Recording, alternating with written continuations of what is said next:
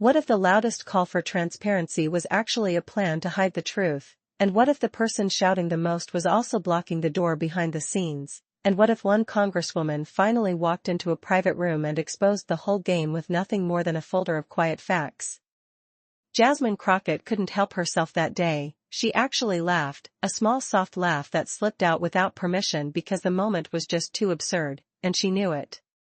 When Donald Trump suddenly demanded that Republicans release the Epstein files, she knew something millions of Americans didn't know, something she had watched unfold for weeks, something she had documented. She knew he had spent months quietly trying to block the exact vote he was now pretending to support. That was the reason for her laugh. It wasn't disrespect. It wasn't anger. It was disbelief at the sheer boldness of the flip. It happened inside a secure congressional facility, a small room with reinforced doors, no windows, and no reporters. Crockett had been in rooms like that many times before, the kind where phones stay outside, the kind where secrets stay inside. But this meeting was different.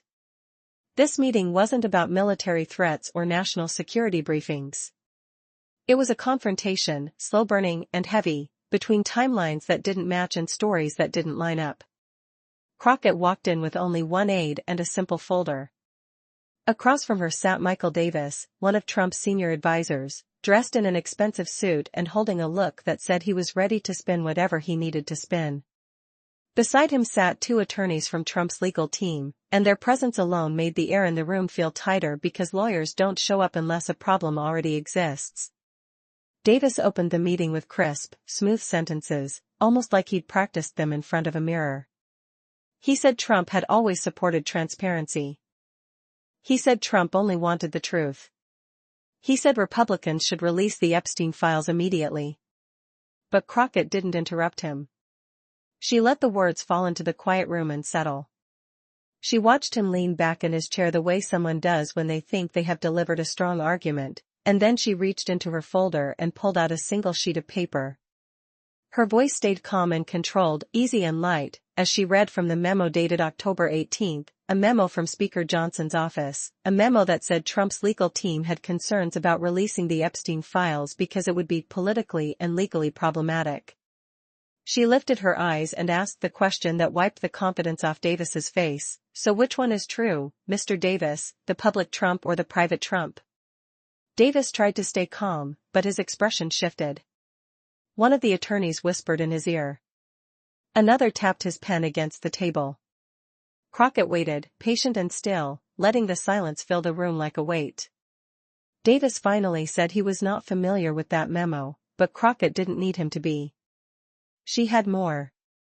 She pulled out the next document and the next, and each one told the same story with simple lines and simple dates. Behind closed doors, Trump's team asked Republican leadership to delay the vote on releasing the Epstein files, but in public he demanded the release like he was leading the charge for truth.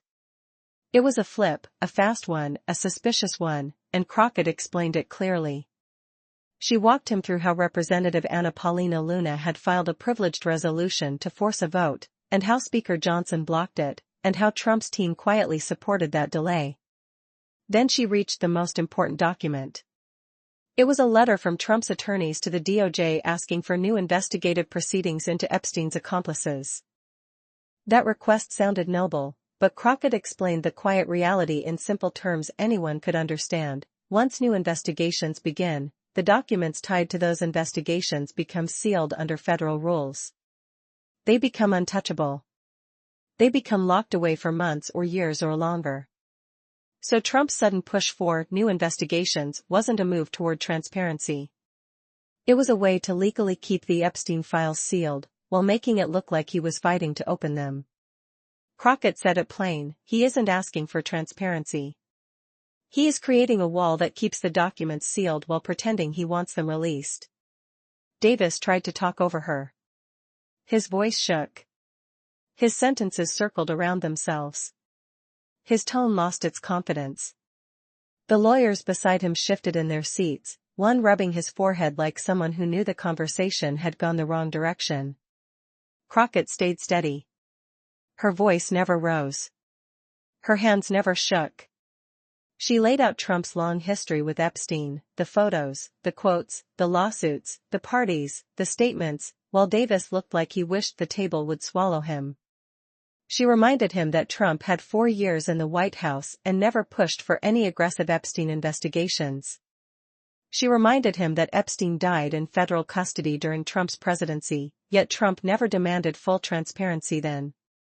But now, suddenly, he cared, only after the political pressure grew too loud to ignore. Crockett then mentioned Marjorie Taylor Greene, who had recently posted a strange message that sounded almost like an apology, almost like a warning. Crockett said she believed Greene had seen the Epstein file information, and even she realized defending Trump on that issue would be dangerous. When your loudest defender steps back, Crockett said, it means something. The attorneys grew restless. One even pulled out his phone, a clear violation of the secure room rules, but no one stopped him. Crockett kept going, connecting each piece with simple logic and clear evidence. She explained that Trump's newest strategy was a shell game, pretend to push for transparency while creating legal barriers against it. Talk loudly about releasing files while quietly stopping them from ever reaching the public. Attack Speaker Johnson for delays even though Trump's legal team had asked for those delays in the first place. Trump's public story and Trump's private actions did not match, and Crockett was the first person in the room willing to say it directly, without fear, without raising her voice. When the meeting ended, Davis promised to relay her concerns, which was Washington Code 4. Nothing will happen, but that didn't matter. Crockett had done what she came to do. She had placed the truth on the table in front of the people trying to bend it. The next day, Trump attacked her online, called her names, said she was lying, said she was distracting people from other issues, but he didn't address the real problem.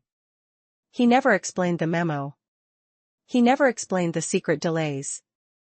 He never explained why his attorneys were pushing for investigations that would seal the documents he claimed he wanted released. Crockett explained it. And the whole timeline told its own story.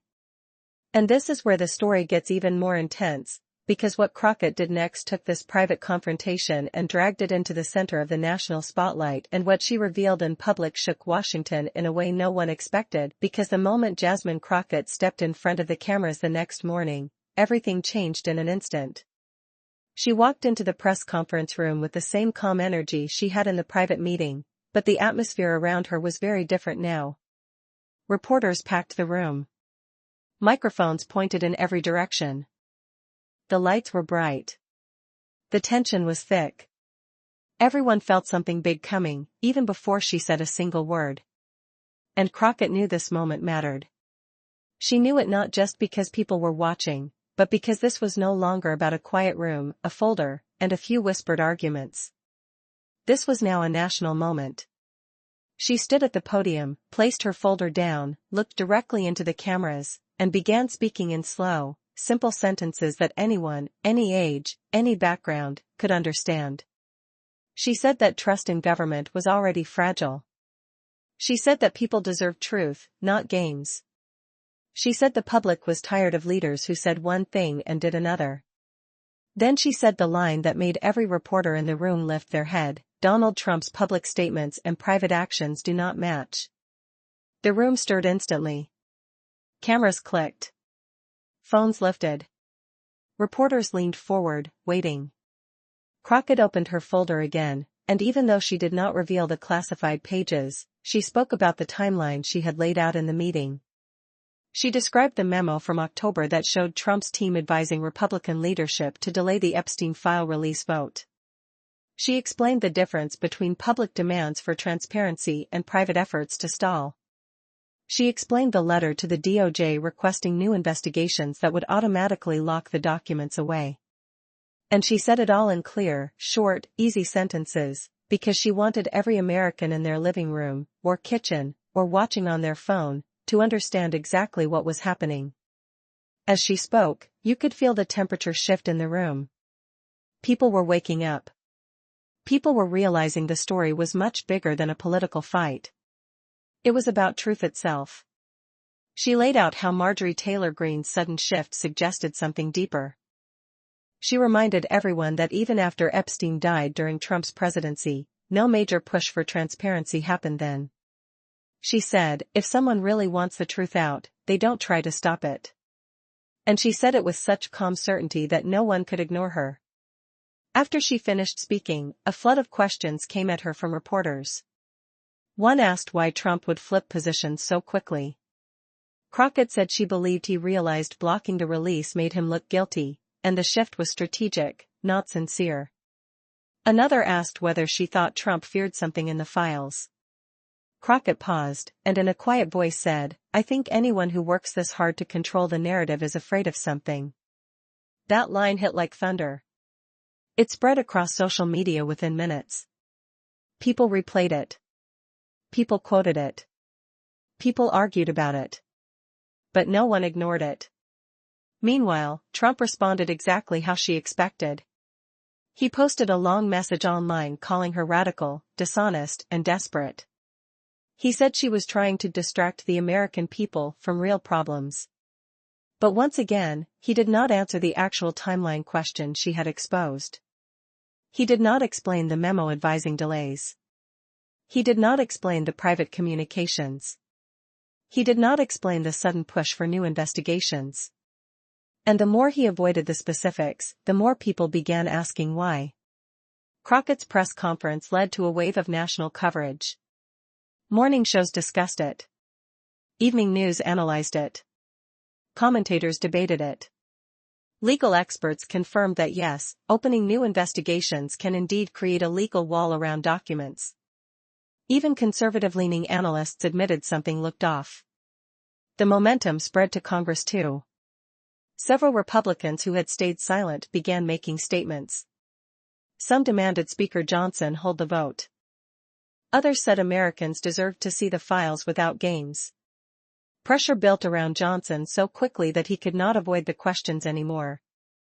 And when he finally stood in front of the cameras, his explanation betrayed all the signs of a man trapped between political loyalty and public demand. He said releasing the files required careful review. He said they needed to consider privacy issues. He said Congress must respect ongoing investigative equities. Crockett responded later that day by saying, "We don't need careful review. We need honesty." And that became the line repeated on talk radio, on podcasts, and across social platforms. Meanwhile, inside Trump's camp, the pressure worsened. Several aides leaked small pieces of information to reporters, confirming that Trump's legal team had indeed warned GOP leaders about legal risk connected to releasing the files. One leak said there were potential connections in the documents that could be misinterpreted. Another said Trump feared politically damaging narratives, whether true or not. None of these leaks were official, but together they painted an unmistakable picture. The panic inside Trump's circle was real. Crockett's timeline had landed exactly where she wanted it to. And then something happened that no one expected. A former staffer from within a Republican office contacted Crockett's team privately. They offered additional information, nothing classified, but internal communication that backed up her statements. Crockett reviewed it. It matched her timeline perfectly.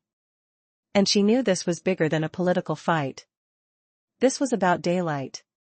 This was about truth.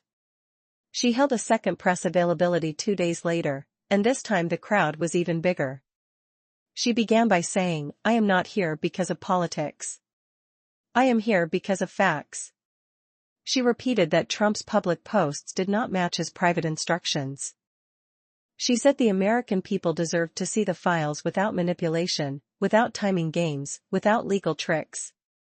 And the country listened. At town halls around the nation, voters, Republican, Democrat, Independent, began asking their representatives why the vote was being delayed. Why documents were being protected. Why timelines didn't match. For the first time in a long time, Congress felt the pressure of a truly united public interest. At the same time, Crockett began receiving calls from legal experts who told her she was right to question the DOJ letter. They explained why opening new investigations could delay transparency for years. They explained how political figures sometimes use investigative shields to avoid public scrutiny. And all of this added more strength to her argument. Trump responded with more posts, each one angrier than the last. He accused her of smearing him. He accused her of lying. He accused her of trying to destroy America. But still, he never explained the timeline. The clearest sign of his frustration came when he began attacking Republicans who supported the vote. He said they were being fooled. He said they were weak. He said they were falling for Democrat traps. But that only pushed more Republicans away. Because they knew Crockett was not trapping anyone. She was showing the receipts. By the end of the week, more than a dozen lawmakers publicly demanded the Epstein file vote be scheduled. Speaker Johnson tried to stall again, but the louder the national conversation grew, the weaker his excuses sounded. Meanwhile, Crockett kept her tone calm and steady. She said nothing dramatic. She made no wild accusations.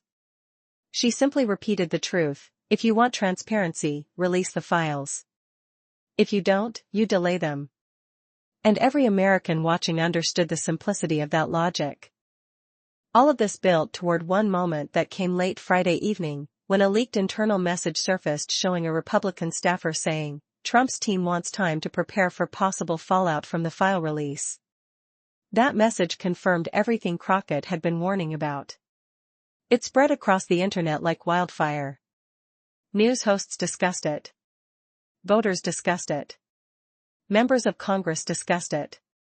And suddenly, the question was no longer whether Crockett was right. It was what Trump was afraid of. That question echoed louder than any speech or press release. And that is why the final stage of the fight, the moment where Crockett finally confronted the entire narrative head-on, became the biggest turning point of all. Because what she revealed next did not just call out the contradictions. It showed the exact reason why Trump's team had been trying to slow everything down. Because what happens next is the moment everything breaks open, and the country sees the truth with no filter and no confusion, and that moment began when Jasmine Crockett received a late-night call from a congressional reporter who had been digging into the same leaks that were spreading across Washington. The reporter told her there was more coming, something bigger, something that would confirm everything she had warned about for weeks, and the next morning, the news cycle exploded when a major outlet published an investigative piece showing that Trump's legal team had been coordinating not just delays, but also proposed narrative strategies to control public reaction to the Epstein files once they finally came out. The article included quotes, emails, internal drafts, and a detailed breakdown of how the team wanted to manage fallout from any unexpected connections in the documents.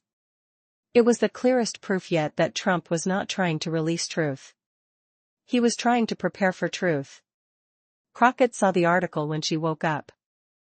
She read every line, every quote, every timestamp. And she knew exactly what she had to do. She went straight to Capitol Hill and requested a public hearing, not a private meeting, not a classified briefing, but a full open session where questions could be asked on the record and answers would have to be given under the eyes of the nation. Members of Congress tried to talk her out of it. They said it would create chaos. They said it would make things worse. But Crockett said something simple: silence makes things worse. Sunlight solves things. Within hours, her request was approved. The hearing was scheduled for the next week, and the pressure inside Washington reached a level no one had felt in years. Trump's team scrambled. They released new statements. They held urgent meetings. They tried to spin the narrative again. They said the article was misunderstood. They said the emails were taken out of context. They said Crockett was twisting facts. But once again, they did not answer the one question Crockett kept repeating: why did Trump's team delay the vote while publicly demanding the files be released? When the day of the hearing arrived, the committee room was packed. Reporters filled every seat. Cameras lined the edges of the walls. People watched from hallways. Millions watched online. Crockett walked into the room slowly, calmly, with the same folder she had carried from the beginning of this story. The witnesses were sworn in. The microphones clicked. The room went quiet. Then Crockett began her questioning. She asked simple questions. Straight questions. Questions that could be answered with yes or no. She asked whether Trump's team advised delays. She asked whether they expressed concerns about political consequences. She asked whether they knew new investigations would seal documents. And every time a witness tried to dodge or twist the answer, she brought them back with the same calm sentence: let's stay with the facts. Piece by piece, hour by hour, the truth came out in public view. Documents were displayed.